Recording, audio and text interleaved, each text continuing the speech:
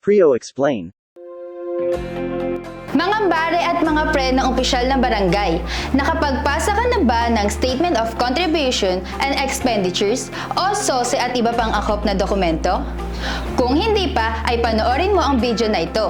Alam niyo ba na ang mga opisyal ng barangay ay maaaring manungkulan kaagad pagkatapos ng proclamation at panunumpa? Dagdag pa rito, dapat kumplituhin ng mga SK officials ang SK mandatory training bago makupo sa kanilang posisyon. Narito pa ang ibang detalye. Una, ang SK mandatory training ay isasagawa sa loob ng 14 na araw pagkatapos ng eleksyon upang maging kwalipikado na lumahok sa SK Federation election sa antas ng lungsod at munisipyo.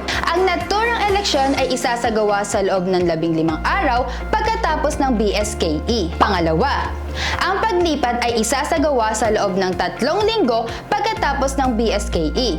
Sa makatuwid, ang turnover ceremony ay dapat isagawa sa loob ng parehong panahon.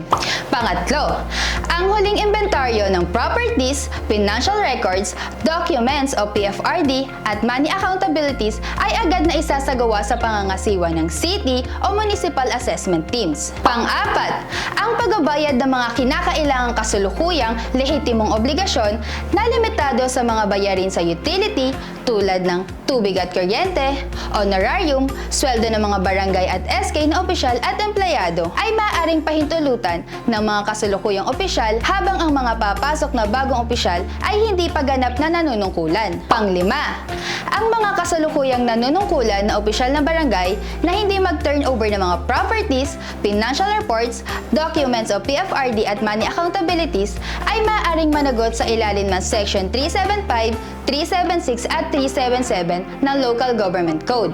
Pang-anim, ang mga opisyal ng SK na hindi mag-turnover sa PFRD at money accountabilities ay maaaring managot sa paglabag sa Commission on Audit o COA, Handbook on the Financial Transactions ng SK. Pang-pito, ang mga bagong halal na opisyal ay dapat maghain ng Statement of Contribution and Expenditures or SOSE sa COMELEC sa loob ng 30 days pagkatapos ng eleksyon bilang pagsunod sa RA 7166. Para sa iba pang impormasyon o katanungan, makipag-ugnayan lamang sa COMELEC at Timonan o tumawag sa numerong 042-316-6073 at